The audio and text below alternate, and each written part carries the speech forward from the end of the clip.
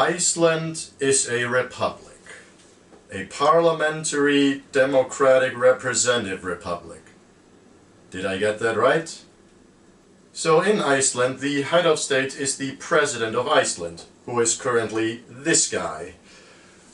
And he is, at least on paper, the highest authority in the entire country. However, his role in governing the country is mainly ceremonial. His main responsibilities include signing laws that the government passes into effect, and he also forms cabinets and governments after each parliamentary election. Anyway, he doesn't really have much of a direct hand in governing the country. That part is mostly left up to the parliament and the cabinet.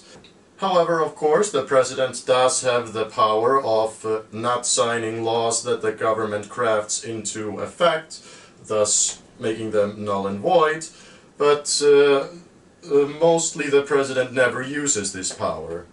Mostly. The Parliament of Iceland is the Alþingi.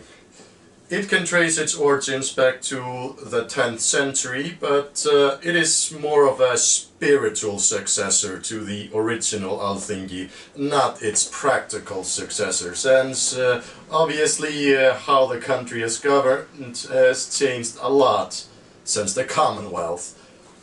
The Alþingi is a single-house parliament with 63 seats, and there are several political parties.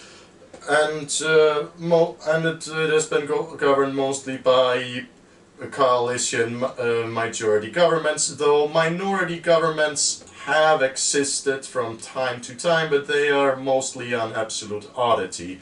After each parliament election, the president tasks the leader of whichever party is either the largest in parliament or just whichever party he deems as the most likely to form an effective majority government to form a cabinet, and this cabinet then usually rules for a 4-year period until the next parliament election is held. However, in practicality, or well, in real life, it doesn't always happen that 4 years pass until a new election has to be held for one reason or another. I'd venture to say that only half of Iceland's government managed to reach 4 years of staying in power.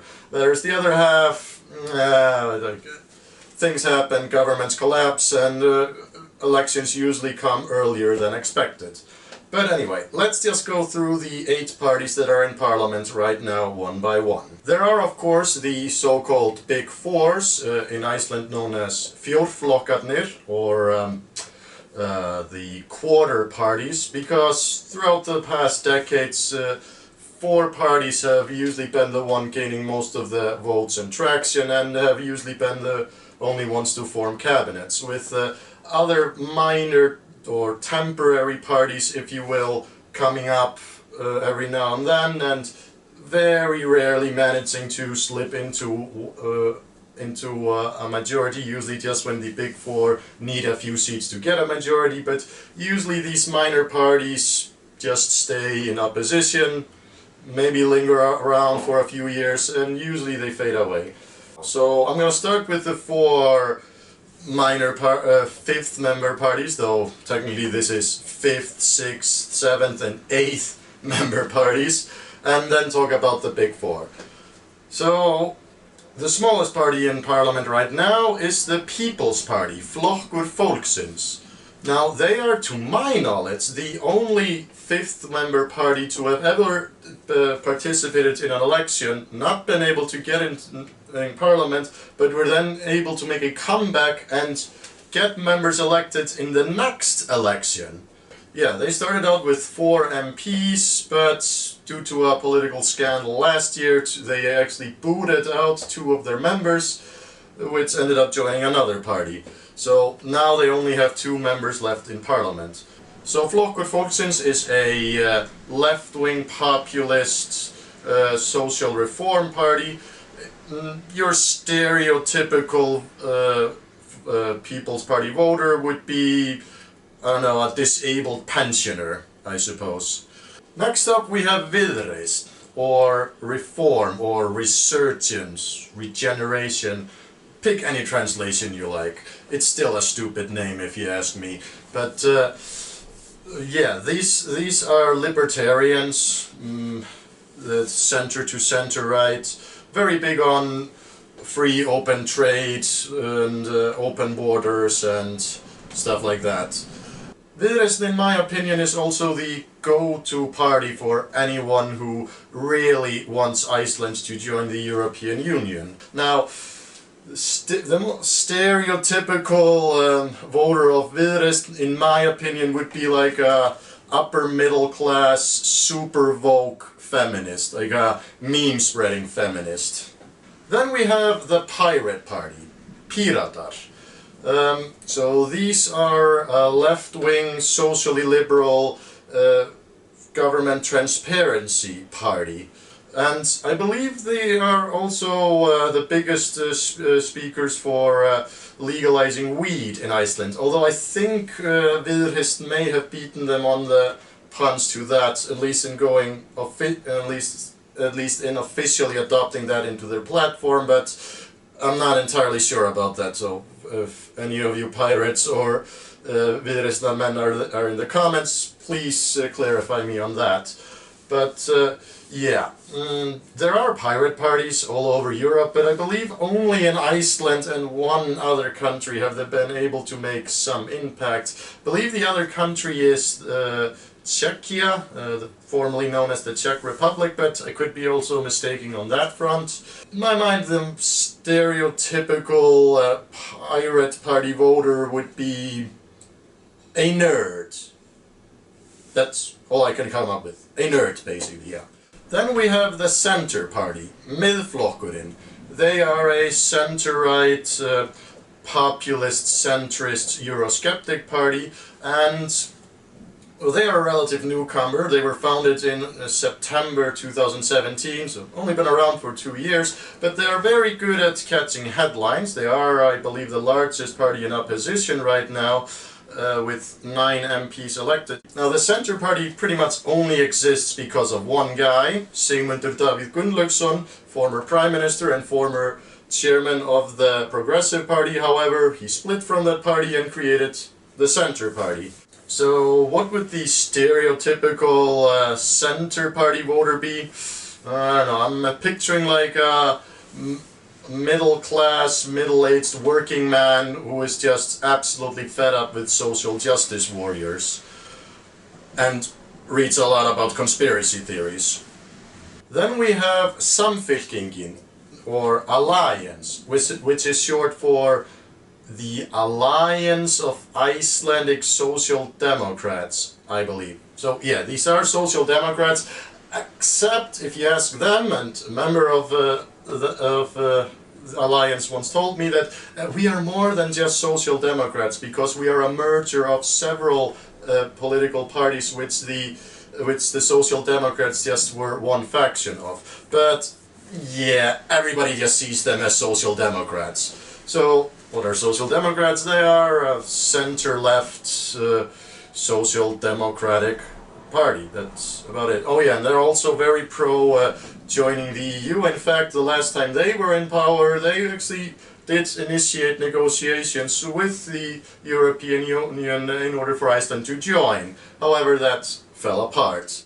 Alliance, or Samfylkingin, was founded in 1999. However, they are in most effect a continuation of the Commons People's Party, Alþýðuflokkurinn, which was founded all the way back in 1916 and was in effect Iceland's first left-wing party. Now, in 1999 there was an attempt to create one massive left-wing bloc of, well, basically putting all the left-wingers together into one boat, so Alþýðuflokkurinn merged with the before mentioned women's list and a social democratic splinter group, which at the time was led by Jóhanna Sigurðardóttir, and one more, can't remember who the last one was right now, but yeah. So what is a stereotypical voter of the Social Democrats in Iceland? I don't know, I'm picturing like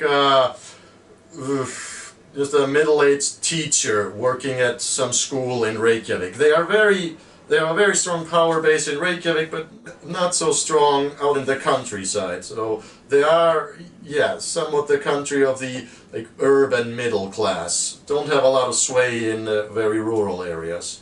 Okay, these are the parties that are in opposition, so now let's cover the three that are in coalition together. First up, going from smallest to largest, as by members elected to the parliament right now, we have the Progressive Party, Framsóknarflokkurinn. They are a center to center-right, Eurosceptic, agrarian populist party, and this is currently the oldest existing political party in Iceland. They've been around since 1916, like the before mentioned Commons People's Party. Now, the Progressive Party started out as a somewhat left-wing party, but it has gradually moved closer to the center and the right. But they've been because they've been around so long, they have been in government very often and have pretty much worked with everyone at one point or another. So, what would be the stereotypical voter of Framsóknarflokkurinn? Well, a farmer. Definitely a farmer, one who really likes red meat and likes to drink brennivín. Þannig að við drekkum alvöru Íslensk brennivín. Oh yeah. Then we have the left Greens, Vinstri Grænir. They, like the Alliance, the Social Democrats, were founded in 1999. They basically came out of the attempted merger of the entire Icelandic left wing. However, they can really trace their origins to the preceding Commons People Alliance, not to be confused with the Commons People Party, the Social Democrats, and the Commons People Alliance is basically a continuation of the Socialist Party, which can trace its origins back to the Icelandic Communist Party, which was a splinter group within the Social Democratic Party in 1930, but officially broke off in that year. So, yeah, very long history with these guys. They have only been in power twice, at least in the form of the left Greens. In other forms, they have been in power every now and then.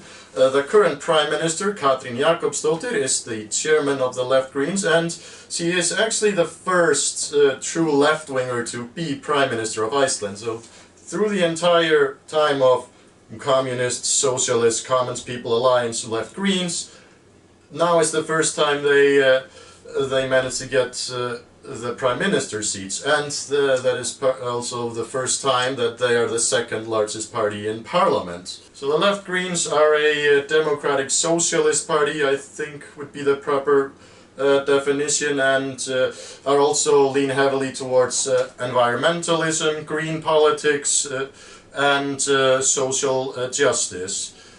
They also place heavy emphasis on gender equality and all that stuff, basically. A stereotypical left-green voter, I picture something like a female social worker working for some government-run agency, you know, doing some social work or whatever. And actually a very high number of percentage of the voters of the left Greens are women. In other words, if you want to join Icelandic politics and as a guy and get laid at the same time, you know where to go. And of course, what would any parliamentary republic be without a conservative party? And for that we have Sjálfstæðisflokkurinn, the Independence Party. So the Independence Party is a center-right to right-wing Eurosceptic conservative party, although it currently classifies itself as a liberal conservative party, meaning socially liberal but economically conservative.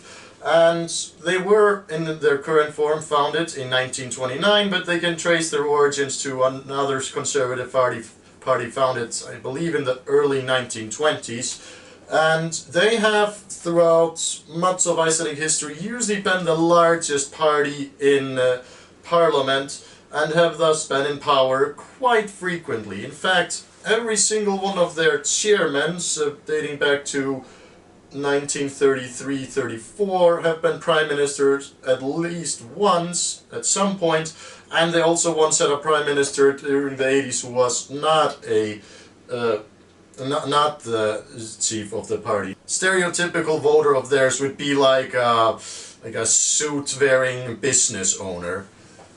They are, however, much more pragmatic than idealistic, and this pragmatic ideological flexibility of theirs has usually been as the main reason why they have been able to remain in power so much, and also one of the reasons why they are in power with the left-wing left Greens, which is definitely curious. Now, the equation probably would not be able to work out if it wasn't for the Progressive Party in the center there, but yeah, so Iceland is currently being governed by this broad left-to-right coalition. Now, I plan to make a separate video where I talk about just the current government, the current cabinet, and you know, what they're up to and how things are going and etc. This was just a brief overview of Icelandic politics in this current day and age, and a look at all the parties at the table.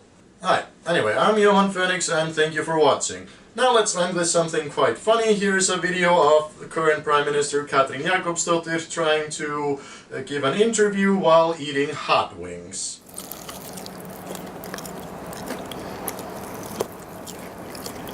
Ertu ekki að grínast?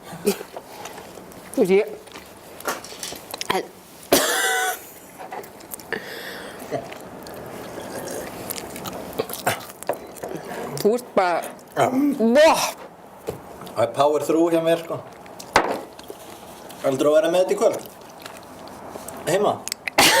Nei, ég ætla aldrei að borða þetta. Aftur, aldrei. Herðu, og þá er það jafnframt líka hérna... Erfiðasta spurningin. Já. Með erfiðasta biðdanum. Þið gagnrýnið stóriðju, en skrifuðu bæði upp á olíuvinnslu á Drekafsvæðinu.